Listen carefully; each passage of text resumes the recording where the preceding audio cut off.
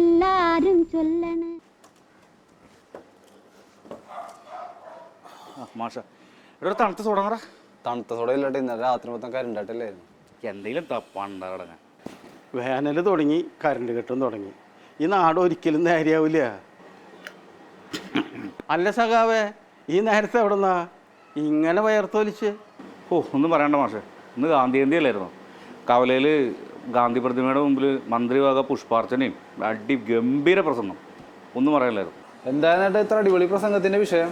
സംശയം എന്ന് പറ, ഗാന്ധിവധം തന്നെ. അങ്ങേരിട്ടില്ല, സംഖ്യകളെ വലിച്ചു വാരി തേച്ച മതൽ മുട്ടിച്ച് വെച്ചിട്ടുണ്ട്. ഇനി അവന്മാർ വോട്ടും ചോദിച്ച് ഈ പ്രദേശത്തേക്ക് വരാൻ പറ്റുമോ? വരില്ല. അതിനും മാത്രം അലക്കലക്കി കൊടുത്തേക്കണേ. അല്ല, അതിന് ഈ ഗാന്ധിവധവും സംഘികളും തമ്മിൽ എന്താ ബന്ധം? മാഷിത് ഏത് ലോകത്താണ് ജീവിക്കണേ? ഗാന്ധിജിയെ കൊന്നത് സംഘികളാണ്. അല്ലട്ട് ഈ സംഘികൾ എന്തിനാണ് ഈ ഗാന്ധിജിനെ കൊല്ലണത്? എന്തിനാണെന്ന് ചോദിച്ചാൽ എനിക്ക് കൃത്യമായിട്ടൊന്നും പറയാൻ അറിയാൻ പാടില്ല. എന്നാൽ ഒരു കാര്യം ഉറപ്പാണ്, ഗാന്ധിജിയെ കൊന്നത് സംഘികളാണ്. അല്ല സഖാവേ, ഞാൻ എവിടെയോ വായിച്ചിട്ടുണ്ട്, ഒരു കൊലപാതകം നടക്കുന്നതിന് 3 പ്രധാന കാര്യങ്ങളാണ്. 1, പെട്ടെന്ന് ദേഷ്യം വരുമ്പോൾ. 2, ഏതെങ്കിലും കലഹമോ അല്ലെങ്കിൽ വ്യക്തിവൈരാഗ്യങ്ങളോ തീർക്കാൻ. 3, സാമ്പത്തികപരമായോ അല്ലാതെയോ എന്തെങ്കിലും ഗുണം ലഭിക്കുന്നതിന് വേണ്ടി. അത് ശരിയാ, ഞാനും ഇത് എവിടെയോ കേട്ടിട്ടുണ്ട്. എവിടെയാണെന്നുള്ള എവിടെയെന്നല്ല, എൻ്റെ കൂട്ടുകാരുണ്ട്, ഒരു പോലീസുകാരനാണ്, അവൻ പറഞ്ഞാ അവൻ കേട്ടിട്ടുണ്ട്. ശരിയാ. അങ്ങനെയാണെങ്കിൽ ഗാന്ധിവാദത്തിന് പിന്നിലുള്ള സംഘികളുടെ പ്രചോദനം എന്തായിരിക്കും? പെട്ടെന്നുള്ള ദേഷ്യം മൂലമല്ല. RSSനാണെങ്കിൽ അദ്ദേഹത്തിനോട് വലിയ വൈരാഗ്യമുള്ള കാര്യം കാണുന്നില്ല. പിന്നെ എന്തെങ്കിലും സാമ്പത്തികപരമായ ഗുണമാണോ എന്ന് ചോദിച്ചാൽ അതുമല്ല. പിന്നെന്തിനാ? എൻ്റെ പൊന്നുമാഷ, നിങ്ങൾ എന്തറിഞ്ഞിട്ടാ? ഇവിടെ ഹിന്ദു രാഷ്ട്രം സ്ഥാപിക്കാൻ വേണ്ടിയിട്ടാണ് ഗാന്ധിജിയെ വധിച്ചതെന്നാണ് പൊതുവെയുള്ള ആക്ഷേപം. അത് നിങ്ങൾ മനസ്സിലാക്കണം. അല്ല സഖാവേ, ഗാന്ധിജിയെ കൊന്നുകൊണ്ട് ഒരു ഹിന്ദു രാഷ്ട്രം സ്ഥാപിക്കാൻ പറ്റില്ലല്ലോ. പിന്നെ ഗാന്ധിജി ഒരു ഇന്ത്യൻ പ്രധാനമന്ത്രിയോ പ്രസിഡൻറ്റോ വരെ ആയിരുന്നില്ല. എന്തിനു പറയണു, ഇന്ത്യൻ നാഷണൽ കോൺഗ്രസിൻ്റെ പ്രസിഡന്റ് പോലും ആയിരുന്നില്ല.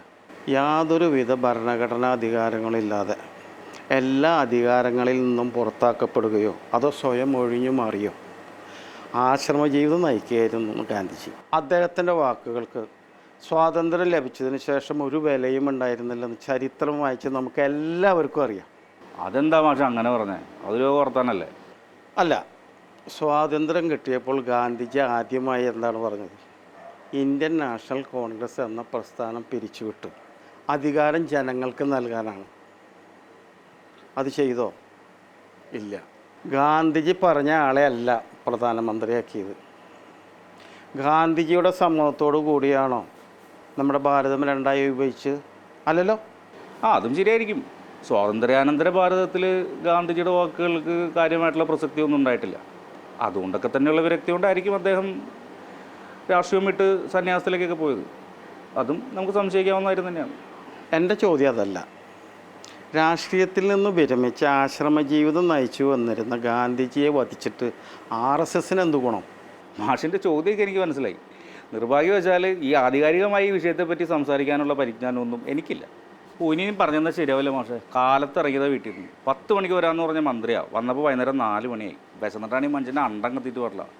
എടാ ദേ ഈ സോഡയുടെ കാശ് പറ്റില്ല എഴുതിക്കോട്ടെ, ചേച്ചിയോട് പറഞ്ഞുതരും. അപ്പോൾ ശരിയെന്നാ. ദേ തേടി ഒളി കാലേ ചുറ്റി. നമസ്കാരം മാഷേ. പക്ഷേ എന്തെങ്കിലും സംശയം ഉണ്ടെങ്കിൽ നന്ദേട്ടനോട് ചോദിച്ചോ. നന്ദേട്ടനെ അറിയാവുന്ന നന്ദേട്ടൻ പറഞ്ഞുതരും. തീർച്ചയായും മാഷേ, എനിക്കറിയാവുന്ന കാര്യമാണെങ്കിൽ തീർച്ചയായും ഞാൻ പറയാം മാഷേ. എന്താ മാഷേ പറഞ്ഞു ചോദിച്ചോളൂ. എല്ലാവരും പറയണത് ഗാന്ധിജിയെ വധിച്ചത് സംഘികളാണെന്നാണ്. എനിക്ക് അത്രയ്ക്ക് അങ്ങോട്ട് വിശ്വാസം വരുന്നില്ല. അത് സത്യമാണോ? താങ്കളാണെങ്കിൽ അതിനെക്കുറിച്ച് ഒത്തിരി പഠനം നടത്തുകയും പുസ്തകങ്ങളൊക്കെ രചിച്ച ആളാണല്ലോ. അതുകൊണ്ടാണ് ഞാൻ ചോദിച്ചത്.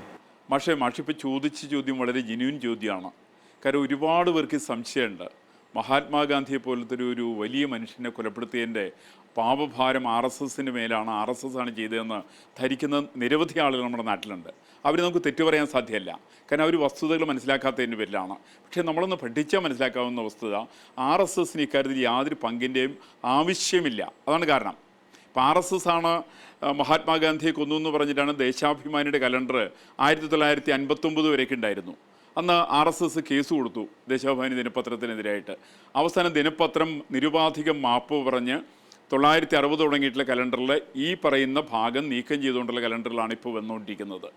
അപ്പോൾ ഈ മഹാത്മാഗാന്ധിയെ പോലത്തെ ഒരു വലിയൊരാളെ എന്തിനാണ് RSS കൊലപ്പെടുത്തുന്നത്? അതിൻ്റെ പ്രയോജനം RSSന് എന്തിനാണ്? എന്താ ഉള്ളത്? കാരണം ആര് മരിച്ചാലും ആരെങ്കിലും കൊലപ്പെടുത്തുന്ന ആളുകളുണ്ടെങ്കിൽ അവർക്ക് എന്തെങ്കിലും കാരണം ഉണ്ടാവും. ഒന്നുകിൽ ശത്രുത ഉണ്ടായിരിക്കണം. ശത്രുതയില്ലല്ലോ. രണ്ടാമത്തത് ഇതിൻ്റെ പ്രയോജനം ഉണ്ടാവണം. രക്തസാക്ഷിയുടെ പ്രയോജനം RSSന് കിട്ടണം. ആ പ്രയോജനമില്ല. അപ്പോൾ നേരെ മറിച്ച് RSSനെ സംബന്ധിച്ച് മഹാത്മാഗാന്ധി ജീവിച്ചിരിക്കുന്നത് തന്നെയാണ് RSSന് ഏറ്റവും കൂടുതൽ പ്രയോജനം ചെയ്യുന്നത്. കാരണം RSSനെ കൊണ്ടുള്ള മഹാത്മാഗാന്ധിയെ കൊണ്ടുള്ള ഏറ്റവും കൂടുതൽ ദൂഷ്യം, സങ്കടം വരുന്നത് അത് കേന്ദ്രം ഭരിക്കുന്ന സർക്കാരിനെ സംബന്ധിച്ചാണ്. നമ്മൾ മനസ്സിലാക്കേണ്ട വസ്തുത എന്താണെന്ന് വെച്ചിട്ടുണ്ടെങ്കിൽ, മഹാത്മാഗാന്ധിയുടെ മരണത്തിന് ശേഷം 2 മണിക്കൂറിന് ശേഷം ഇന്ത്യൻ പ്രധാനമന്ത്രി ഒരു റേഡിയോ പ്രഭാഷണം നടത്തി. ആ റേഡിയോ പ്രഭാഷണത്തിൽ അദ്ദേഹം പ്രതികളെ കണ്ടുപിടിക്കുകയാണ്. അദ്ദേഹമാണ് പറയുന്നത് ഇതിനകത്ത് പ്രതികൾ RSS ആണ്, RSSൻ്റെ ഓൾ ഇന്ത്യ അധ്യക്ഷൻ അറസ്റ്റ് ചെയ്യുന്നു, RSSനെ നിരോധിക്കുന്നു. ഇതൊക്കെയാണ് അദ്ദേഹം പറയുന്നത്. പോലീസാണ് തീരുമാനിക്കേണ്ടത്. അങ്ങനെ പോലീസ് പ്രതികളെ തീരുമാനിക്കുന്നതിന് പകരം കേന്ദ്ര സർക്കാർ പ്രതികളെ തീരുമാനിക്കൂ എന്നുള്ളതാണ് ഗാന്ധി വധത്തിൻ്റെ ഏറ്റവും വലിയ ദുരൂഹത. ശരിക്കും അവിടെയാണ്. ഇന്ന് മാത്രമല്ല, ഈ കേസിലെ പ്രതിയായിട്ടുള്ള നാഥുറാം വിനായക് ഗോഡ്സെ ആദ്യമായിട്ടുള്ള പരിശ്രമമൊന്നുമല്ല. ഇത് 4ാമത്തെ പരിശ്രമമാണ്. ആദ്യത്തെ പരിശ്രമം 1935-ലാണ്. രണ്ടാമത്തെ പരിശ്രമം 1944-ലാണ്. മൂന്നാമത്തെ പരിശ്രമം 1948 ജാനുവരി മാസം 20-ാം തീയതിയാണ്. 4ാമത്തെ പരിശ്രമമാണ് 1948 ജാനുവരി മാസം 30-ാം തീയതി വൈകുന്നേരം നടന്നത്. ഇന്ന് മാത്രമല്ല, ആ സമയത്തുണ്ടായിരുന്ന 3 പ്രതികൾക്കും അവിടെ താമസിക്കാൻ വേണ്ടിയിട്ട് ബിർള ഹൗസിൽ മുറി കൊടുത്താരാണ്? അത് ചോദിക്കേണ്ടതല്ലേ? പ്രതികൾക്ക് മുറി കൊടുക്കുക. അവർ മഹാത്മാഗാന്ധിയെ കൊന്ന ആളുകൾ അവിടെ വാടകയ്ക്ക് മുറിയെടുത്തിട്ടുണ്ടായിരുന്നു. ആ മുറിയിലാണ് അവർ താമസിച്ചത്. അതിനുള്ള സൗകര്യം ചെയ്ത് കൊടുത്തതിൽ കേന്ദ്ര സർക്കാരിന് പങ്കില്ല എന്ന് പറയാൻ സാധിക്കും. അന്നത്തെ പങ്കുണ്ടാവാൻ വളരെ സാധ്യതയുണ്ട്. ഇന്ന് മാത്രമല്ല, ഇതിനകത്ത് ഏറ്റവും കൂടുതൽ ഒരു ദുരൂഹത പിന്നെ നമ്മൾ ചരിത്രം കാണുന്നത് എന്താണെന്ന് വെച്ചിട്ടുണ്ടെങ്കിൽ, മഹാത്മാഗാന്ധിയുടെ വധത്തിൻ്റെ എല്ലാ നേട്ടങ്ങളും ആഘോഷിച്ചിട്ടുള്ള കേന്ദ്ര സർക്കാർ ആ കേസിൽ ഉണ്ടായിരുന്ന ഹിന്ദു മഹാസഭയുടെ അഖിലേന്ത്യാ അധ്യക്ഷൻ നിർമ്മൽ ചന്ദ്ര ചാറ്റർജിയെ കൽക്കട്ട ഹൈക്കോടതിയിൽ ജഡ്ജിയാക്കി. നമുക്കൊക്കെ ചോദിക്കാവുന്നൊരു വലിയൊരു ചോദ്യം, അങ്ങനെ ആരാ അദ്ദേഹത്തെ ജഡ്ജിയാക്കുക? എന്തിനാണ് നിർമ്മൽ ചന്ദ്ര ചാറ്റർജിയെ ജഡ്ജിയാക്കുന്നത്? അങ്ങനെ അത് ചെയ്തത് കേന്ദ്രം ഭരിക്കുന്ന സർക്കാരാണ്. ഇന്ന് മാത്രമല്ല ചെയ്തത്, 18 മാസം കഴിഞ്ഞ് നിർമ്മൽ ചന്ദ്ര ചാറ്റർജി റിട്ടയർ ചെയ്തിന് വന്നതിന് ശേഷം അദ്ദേഹത്തെ 1952 ഹുബ്ലി മണ്ഡലത്തിൽ നിന്ന് ഹിന്ദു മഹാസഭയുടെ സ്ഥാനാർത്ഥിയായിട്ട് കോൺഗ്രസിൻ്റെ പിന്തുണയോടുകൂടിക്കൊണ്ട് ജയിപ്പിച്ച് ഇന്ത്യൻ പാർലമെൻറ്റിലേക്ക് എത്തിച്ചു. 57, 62, 67 തുടർച്ചയായിട്ട് 71-ലാണ് അദ്ദേഹത്തിൻ്റെ മകൻ സോമനാഥ ചാറ്റർജി എന്ന് പറയുന്ന CPM-ൻ്റെ നേതാവ്. അദ്ദേഹം വരുന്നത് 1971-ലാണ്. എന്ന് വെച്ചാൽ കൃത്യമായിട്ട് പങ്കാളിത്തമുള്ള ഹിന്ദു മഹാസഭയുടെ അഖിലേന്ത്യാ പ്രസിഡന്റിനെ അരിയിട്ട് വാഴിച്ചതിൻ്റെ പ്രധാനപ്പെട്ട ഉത്തരവാദിത്വം അന്ന് ഭരിച്ച കോൺഗ്രസ് പ്രസ്ഥാനത്തിനും കേന്ദ്രമന്ത്രിസഭയ്ക്കുമാണ്. അപ്പോൾ അവരെ സംബന്ധിച്ച് കൃത്യമായിട്ടുള്ള അജണ്ട ഉണ്ടായിരുന്നു. നേരത്തെ സൂചിപ്പിച്ച പോലെ തന്നെ മഹാത്മാഗാന്ധിയെ വധിക്കാനുള്ള 4 പ്രാവശ്യം പരിശ്രമം നടത്തി. ഈ പരിശ്രമം നടത്തിയ സമയത്ത് ഒന്നും നാഥുറാം വിനായക് ഗോഡ്സെ പോലീസ് അറസ്റ്റ് ചെയ്തിട്ടില്ല. പോലീസ് അയാളെ രക്ഷിച്ചുകൊണ്ടിരിക്കുകയായിരുന്നു. പോലീസ് അയാളെ രക്ഷിച്ചുകൊണ്ടിരിക്കുക എന്നുള്ളത് മാത്രമല്ല, 48 ജാനുവരി മാസം 20-ാം തീയതി നടന്നിട്ടുള്ള ശ്രമത്തിൽ സഹപങ്കാളിയായിരുന്ന മദൻലാലിനെ പോലീസ് അറസ്റ്റ് ചെയ്തു. അന്നത്തെ DGP പ്രശ്നത്തിലെ പോലീസ് അന്നത്തെ ഉത്തരവാദിത്തപ്പെട്ട ആൾ ഇടപെട്ടുകൊണ്ട് അവർ ആവശ്യപ്പെടുന്നത് ആ കേസ് തൽക്കാലം മാറ്റിവെക്കാൻ ആവശ്യപ്പെട്ടത്. ഇതിൽ നിന്നെല്ലാം വ്യക്തമാകുന്നത് ആർക്കൊക്കെയോ താല്പര്യമുണ്ടായിരുന്നു മഹാത്മാഗാന്ധി ജീവിക്കാൻ പാടില്ല എന്നുള്ളവരും. അദ്ദേഹത്തിൻ്റെ വധത്തിന് ആർക്കൊക്കെയോ താല്പര്യം ഉണ്ടായിരുന്നു. ആ കേസിൽ അന്ന് ഏറ്റവും കൂടുതൽ വളർന്നുകൊണ്ടിരിക്കുന്ന പ്രസ്ഥാനം എന്നുള്ള നിലയ്ക്ക് RSSനെ കേസിനകത്ത് ഉൾപ്പെടുത്തണമെന്നുള്ള താല്പര്യം ഉണ്ടായിരുന്നു. അവസാനം ഇവർ ചെയ്തതെന്ന് വെച്ചാൽ കേന്ദ്ര സർക്കാർ മഹാത്മാഗാന്ധിയുടെ വധത്തെക്കുറിച്ച് ഒരു അന്വേഷണ കമ്മീഷനെ വെച്ചിരുന്നു. അന്നത്തെ ഒരു പ്രശസ്തനായിട്ടുള്ള അഭിഭാഷകനായിരുന്നു ആദ്യത്തെ അന്വേഷണ കമ്മീഷൻ. ആ അന്വേഷണ കമ്മീഷനെ പോലും ഇവർ മാറ്റി. ആ അന്വേഷണ കമ്മീഷന് 1.5 മാസം കഴിഞ്ഞ സമയത്ത് അന്വേഷണ കമ്മീഷൻ്റെ ഉയർന്ന ആൾക്ക് അദ്ദേഹത്തിന് അവിടെ ഗവർണറായിട്ട് നിയമനം കൊടുത്തു. അദ്ദേഹത്തെ ഗവർണറാക്കി. കേന്ദ്രമന്ത്രിസഭയിൽ അദ്ദേഹത്തെ മന്ത്രിയാക്കി. അതിനുശേഷമാണ് 2ാമത്തെ കമ്മീഷനാണ് കപൂർ കമ്മീഷൻ. ആ കപൂർ കമ്മീഷൻ റിപ്പോർട്ടുകൾ കേന്ദ്ര സർക്കാർ സമർപ്പിച്ചു. ഏറ്റവും വലിയൊരു ദുരൂഹമായിട്ടുള്ള പ്രശ്നം എന്താ വെച്ചിട്ടുണ്ടെങ്കിൽ, ആ കപൂർ കമ്മീഷൻ സമർപ്പിച്ച റിപ്പോർട്ട് ഇന്ന് കേന്ദ്ര സർക്കാരിൻ്റെ പക്കലില്ല. ഇങ്ങനെ പ്രധാനപ്പെട്ട കമ്മീഷൻ റിപ്പോർട്ടുകളൊക്കെ പൂഴ്ത്തിവെക്കുകയോ എടുത്തു കളയുകയോ ആരുടെങ്കിലും സ്വന്തമായിട്ടുള്ള താല്പര്യപ്രകാരം എടുത്തു മാറ്റുകയൊക്കെ ചെയ്തു എന്നുള്ളത് അന്ന് കേന്ദ്രം ഭരിച്ച സർക്കാരിൻ്റെ വലിയൊരു പോരായ്മയാണ് ശരിക്ക്. അത് പോരായ്മയാണോ, അവർ ചില താല്പര്യങ്ങളുടെ സംരക്ഷണാർത്ഥമാണോ അവർ ചെയ്തതെന്ന് പറയാൻ വേണ്ടി സാധ്യമല്ല. ഏതാണെങ്കിലും ഒന്ന് വ്യക്തമാണ്, കേന്ദ്ര സർക്കാർ തന്നെ നിയമിച്ചിട്ടുള്ള കപൂർ കമ്മീഷൻ പറയുന്നത് ഈ കാര്യത്തിൽ RSSന് ഒരു പങ്കുമില്ല എന്നുള്ളതാണ്. മഹാത്മാഗാന്ധിയുടെ സവിശേഷത, അദ്ദേഹം ശരിക്കും ഇന്ത്യ ഗവൺമെൻറ് മുമ്പിൽ 4 വിഷയങ്ങൾ നേരത്തെ വച്ചിരുന്നു. മാത്രമല്ല ഇപ്പോൾ ഇന്ത്യ വിഭജനത്തിന് ഗാന്ധിജി പൂർണ്ണമായിട്ട് എതിരാണ്. അതുകൊണ്ടാണ് അദ്ദേഹം പറഞ്ഞത് എൻ്റെ ശവത്തിൽ ചവിട്ടിക്കൊണ്ടാണ് ഇന്ത്യ വിഭജനം സമ്മതിക്കുള്ളൂ എന്ന് അദ്ദേഹം പറഞ്ഞത്. അത്രയും വ്യക്തമായിട്ട് കാഴ്ചപ്പാട് അദ്ദേഹത്തിനുണ്ട്. അതുകൊണ്ട് അദ്ദേഹം ഇന്ത്യ വിഭജനത്തിനെതിരായിരുന്നു. അതേപോലെ തന്നെ പാകിസ്ഥാന് 50 കോടി റുപ്യ കൊടുക്കണമെന്ന് അദ്ദേഹം ആവശ്യപ്പെട്ടു. പാകിസ്ഥാനിലേക്ക് അദ്ദേഹത്തിൻ്റെ യാത്ര അദ്ദേഹം തീരുമാനിച്ചിരുന്നു. അതേപോലെ തന്നെ അദ്ദേഹത്തെ സംബന്ധിച്ച് ഭാരതത്തിൻ്റെ രാഷ്ട്രസങ്കല്പത്തെ സംബന്ധിച്ച് അദ്ദേഹത്തിന് വ്യക്തമായിട്ട് സങ്കല്പം അദ്ദേഹത്തിനുണ്ടായിരുന്നു. ഇത്തരം കാര്യങ്ങളൊക്കെ അദ്ദേഹം കോൺഗ്രസിന് മുമ്പാകെ വെച്ചു. അതുകൊണ്ട് അദ്ദേഹം പറഞ്ഞത് ഈ കോൺഗ്രസ് തന്നെ പിരിച്ചുവിടണമെന്ന് അദ്ദേഹം ആവശ്യപ്പെട്ടത്. ഇതെല്ലാം അന്നത്തെ കോൺഗ്രസ് നേതൃത്വത്തെയും ഭരിക്കുന്ന പാർട്ടിയെ സംബന്ധിച്ചൊക്കെ വല്ലാണ്ട് വേദനിപ്പിച്ചിരുന്നു അവരെയൊക്കെ. അവരെ സംബന്ധിച്ച് മഹാത്മാഗാന്ധി വലിയൊരു ഭാരമായിരുന്നു അവർക്ക്.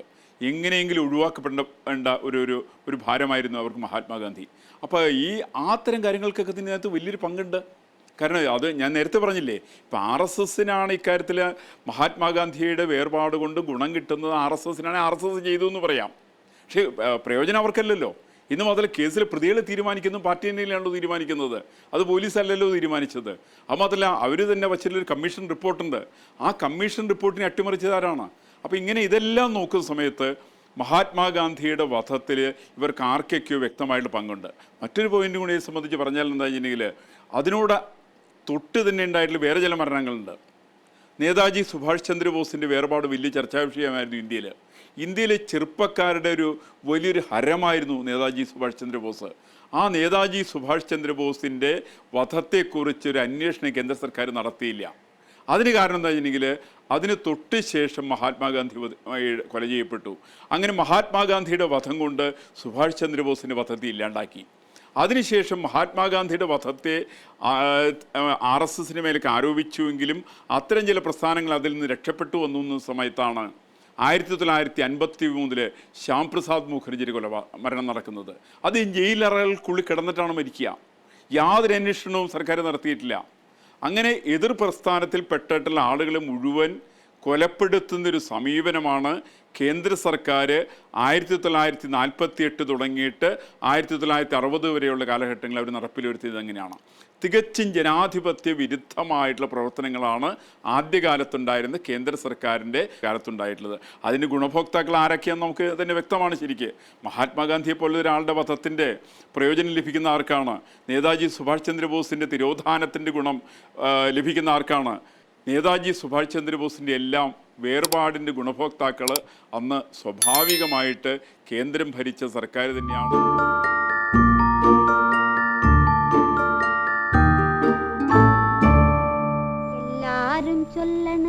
എല്ലാരും ചൊല്ലണ്